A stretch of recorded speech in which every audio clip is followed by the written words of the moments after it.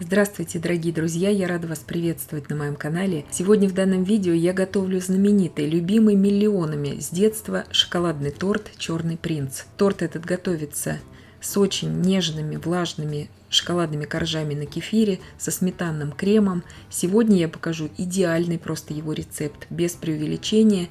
Готовить я его буду самым обычным способом, но здесь идеальные пропорции. Коржи получатся очень влажными, нежными, даже без пропитки. Итак, сначала приготовим шоколадный бисквит на кефире. 340 грамм муки, 60 грамм какао-порошка, 4 грамма пищевой соды и 6 грамм разрыхлителя. Все это я просто перемешиваю. И сухую смесь пока что отставлю в сторону. Потом мы ее будем просеивать уже в основное тесто.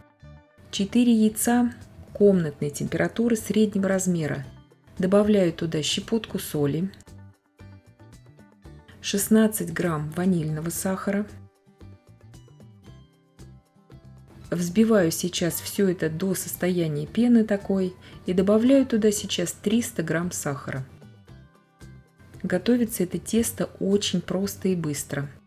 Ничего вмешивать лопаткой здесь не будем, то есть все очень предельно просто. Примерно 3 минуты я взбивала яичную массу с сахаром, этого достаточно. Добавляю сейчас туда 300 мл кефира комнатной температуры, 1% жирности у меня кефир, и 200 мл крутого кипятка. Сразу же заливаю сейчас в тесто. Бояться этого не нужно. Немножко увеличится в объеме вся эта масса. И 150 грамм растительного масла без запаха туда я добавляю. Все это просто перемешиваю до однородности. Ничего уже дальше не взбиваем. Просто чтобы объединились все эти ингредиенты. И сразу же просеиваю туда всю сухую смесь.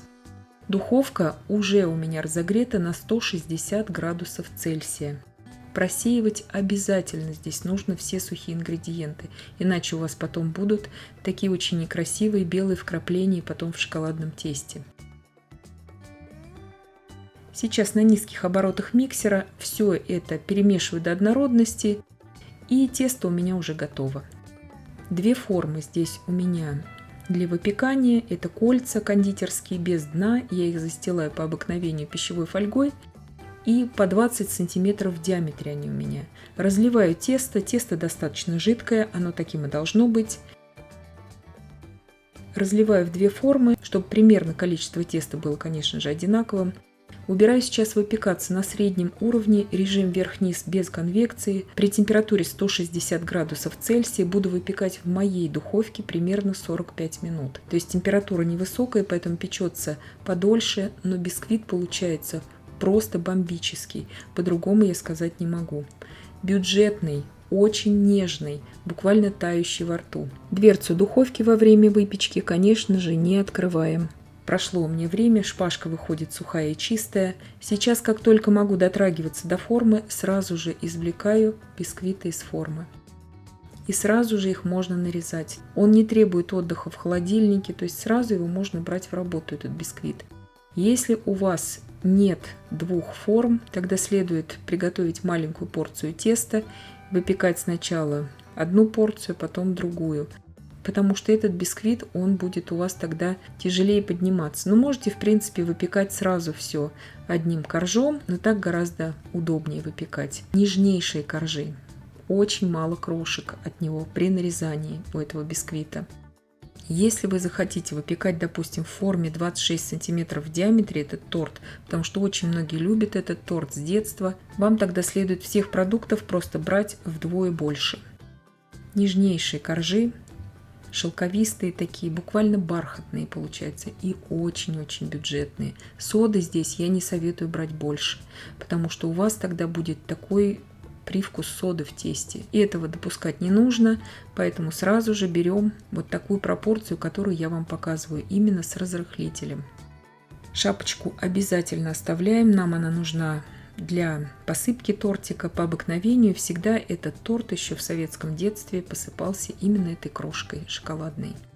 Конечно же, эти коржи вы можете нарезать обычным ножом.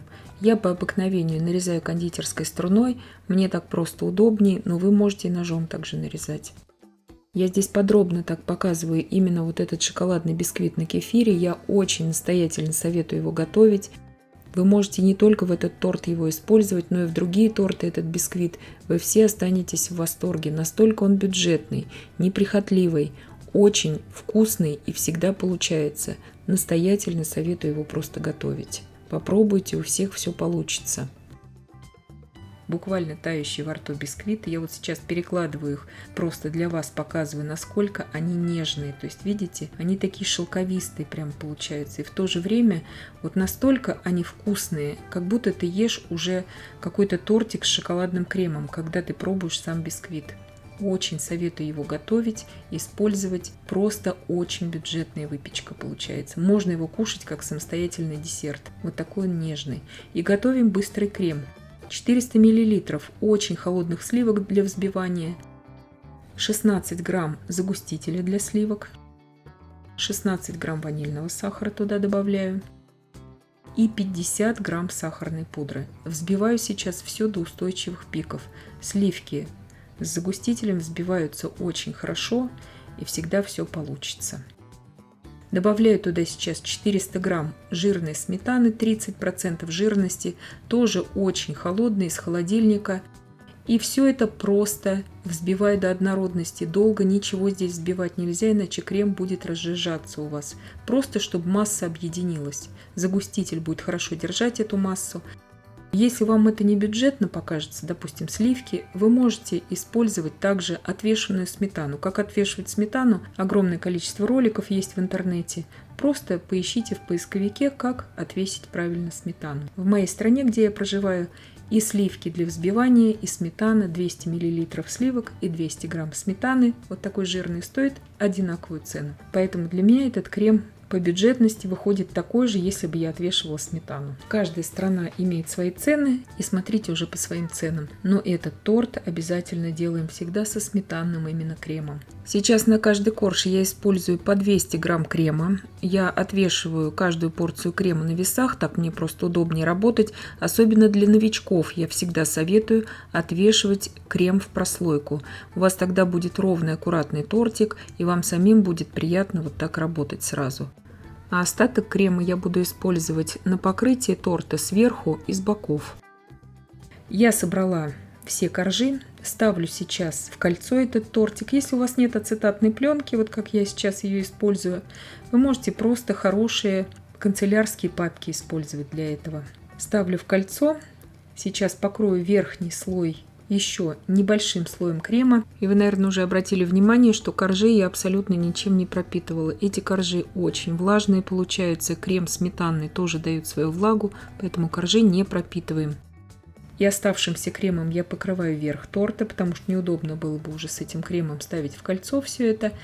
Убираю сейчас торт примерно на 2 часа в холодильник. Остатки крема я тоже убирала в холодильник. И остатками крема я сейчас украшу боковину торта, покрою боковину торта. И щедро все это посыплю бисквитной крошкой шоколадной, как это всегда и делалось в нашем детстве. Торт вкуснейший получается, потому что именно готовили бисквит на кефире, но вот по этому рецепту, который я сегодня вам показываю. Рецепт просто идеальный. Крошку я измельчила обязательно в измельчителе. И этот бисквит очень влажный, поэтому только в измельчителе, руками невозможно его так измельчить ровно. Покрываю боковину и верх тортика. Буквально 2 часа он у меня проводил в холодильнике, вот в кондитерском кольце, и я его уже нарезаю. Сверху слегка задекорировала цветочками из мастики и сахарными бусинами. Нежнейший торт получается, просто тающий во рту. Это самый вкусный торт «Черный принц», который я когда-либо пробовала. Вот такой красивый у него разрез получается. То есть все коржи видны, все очень ровно. По 200 грамм крема. Очень советую вам. Вы можете крем без сметаны использовать. Крем на маскарпоне, сырный крем. Все, что вы хотите. Но он не должен быть здесь заварным. Именно нужен такой сливочный, такой, можно творожный крем, кто любит с творогом. Все это можете использовать, но он должен быть с кислинкой, этот крем. Именно для этого торта, иначе это уже будет другой совершенно торт, не «Черный принц». Вот так он прекрасно надламывается вилкой. Его видно, насколько он нежный, этот торт, при надламывании вилкой, как он прекрасно держит форму при этом. И я надеюсь, что видео было полезным и познавательным. Подписывайтесь на мой канал, ставьте лайки, пишите комментарии. Я всем желаю больших успехов и до встречи в новых видео.